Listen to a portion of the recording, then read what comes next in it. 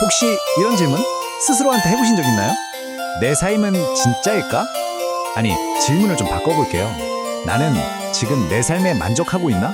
바로 이 질문에 대한 어쩌면 가장 솔직한 대답일지도 모르겠네요. 마담 보바리, 그게 바로 나야. 이 말은 작가인 귀스타브 플로베르가 자기가 만들어낸 주인공에 대해 한 말이거든요. 와, 자기가 쓴 소설 주인공이 자기 자신이라니. 작가와 인물의 경계가 확 허물어지는 이 한마디에서부터 오늘 우리가 나눌 이야기의 무게가 느껴지지 않으세요? 그리고 이 이야기는요, 시작부터 정말 스캔들 그 자체였어요. 생각해보세요. 소설 한 권이 공중도덕과 종교를 모독했다는 죄목으로 나라를 상대로 재판까지 받았다니까요. 정말 위험한 작품이었던 거죠. 그 소설이 바로 마담 부바리입니다. 자, 그럼 첫 번째 장에서는요, 대체 이 소설이 뭐길래 19세기 프랑스를 그야말로 발칵 뒤집어놨는지 그 위험했던 탄생의 순간으로 한번 같이 들어가 보겠습니다. 그때 사회가 발끈했던 이유는 딱 하나였어요. 아니, 감히 유부녀의 욕망? 그것도 성적인 욕망을 이렇게까지 대놓고 쓴다고? 이건 금기 중에 금기였거든요. 플로베르는 법정에서 아주 당당하게 말했죠. 저는 그냥 현실을 그렸을 뿐입니다. 결국 그는 무죄 판결을 받아요. 근데 진짜 아이러니한 건 이 재판이 완전 노이즈 마케팅이 된 거예요. 마담 보바리는 출간되자마자 어마어마한 악명, 그리고 그만큼의 명성을 동시에 얻게 됩니다. 말 그대로 문학이 표현의 자유를 얻어낸 역사적인 사건이 된 거죠. 자, 이제 이야기의 진짜 중심으로 들어가 볼까요? 바로 주인공 엠마의 이야기입니다. 그녀의 인생을 송두리째 흔들었던 그 거대한 갈등, 그러니까 그녀가 꿈꾸던 세계와 그녀가 살아야 했던 현실, 그 사이의 아찔한 틈을 한번 들여다보겠습니다. 엠마는요, 사실 평범한 농부의 딸이었어요.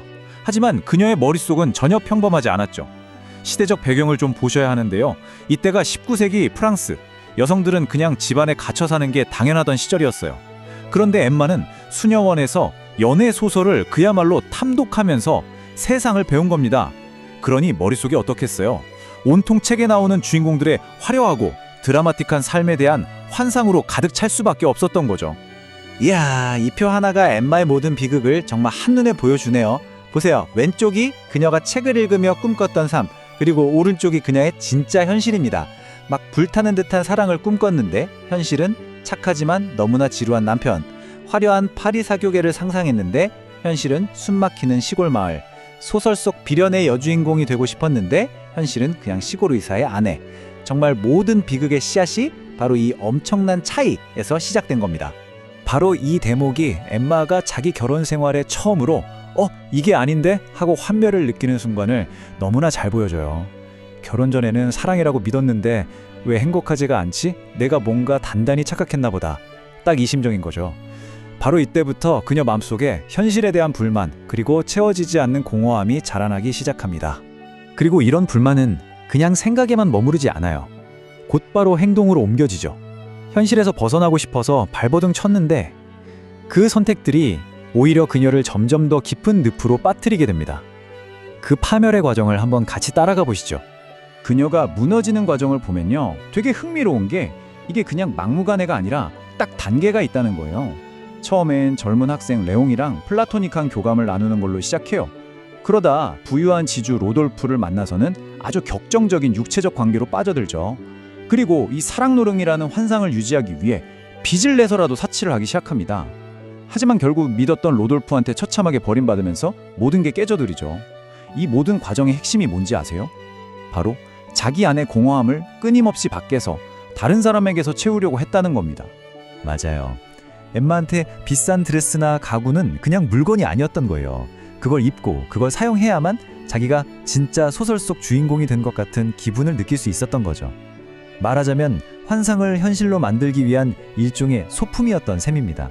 결국 그녀가 짊어진 그 엄청난 빚은요, 돈의 액수가 아니라 그녀의 내면이 얼마나 텅 비어 있었는지, 그 욕망이 얼마나 채울 수 없을 만큼 거대했는지를 보여주는 상징인 셈이죠.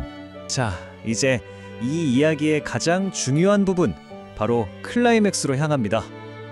엠마가 그토록 필사적으로 쌓아올렸던 환상의 성이 잔혹한 현실 앞에서 어떻게 와르르 무너져 내리는지 그 결정적인 순간을 같이 지켜보시죠.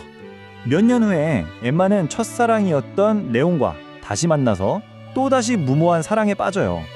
로돌프에게 받은 상처를 이걸로 잊으려고 했던 걸까요? 하지만 이건 탈출구가 아니었어요. 그냥 똑같은 실수를, 똑같은 파멸의 길을 다시 한번 반복하는 것뿐이었죠. 그리고 드디어 올 것이 오고야 맙니다. 그녀에게 계속 외상을 주면서 사치를 부추겼던 고리대금업자 있죠?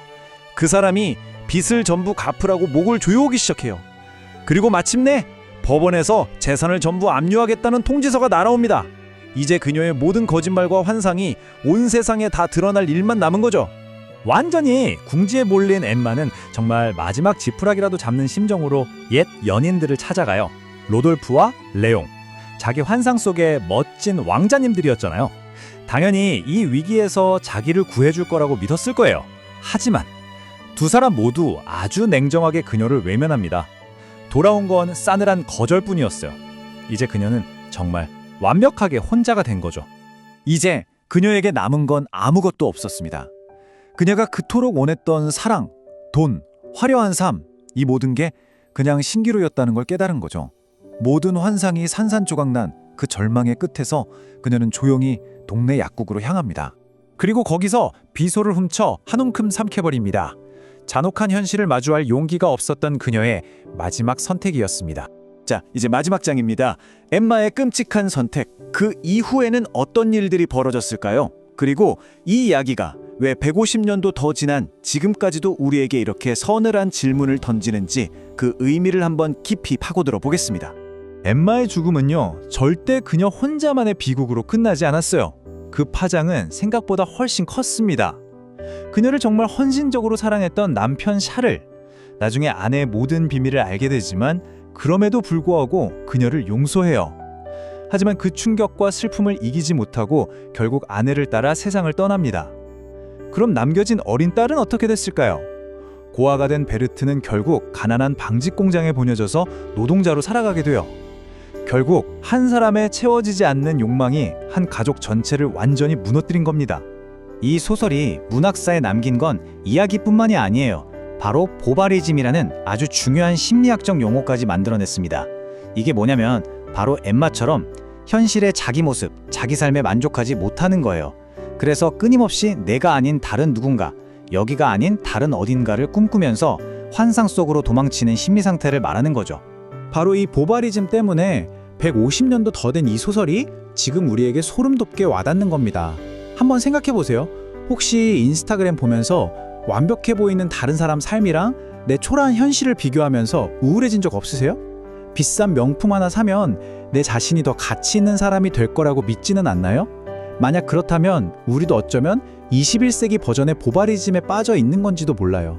엠마의 비극은 그냥 옛날 소설 속 이야기가 아니라 바로 지금 우리의 이야기가 될 수도 있다는 거죠.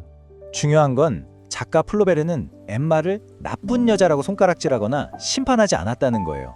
그냥 묵묵히 그녀의 욕망과 환멸, 그 내면을 끝까지 따라갔을 뿐이죠. 그리고 맨 처음에 봤던 그 고백, 마담 보바리, 그게 바로 나다. 이 말을 통해 작가는 말하고 싶었던 겁니다. 엠마의 이런 고통은 그냥 어떤 한심한 여자의 이야기가 아니라 바로 우리 모두의 마음속에 조금씩은 다 들어있는 보편적인 모습이라고요. 그래서 오늘 이야기가 끝나고 우리 각자에게 이 질문을 꼭 한번 던져봤으면 좋겠습니다. 나는 지금 내 현실에 단단히 발을 딛고 서 있는 걸까? 아니면 엠마처럼 내가 만들어낸 아름답지만 위험한 환상 속에서 살고 있는 건 아닐까? 이 질문에 대한 답을 고민해보는 것. 그게 바로 마담 보바리라는 소설이 150년의 시간을 뛰어넘어 오늘 우리에게 던지는 가장 강력한 메시지가 아닐까 싶습니다. 시청해주셔서 감사합니다. 구독과 좋아요 부탁드리고 다음 영상에서 만나요.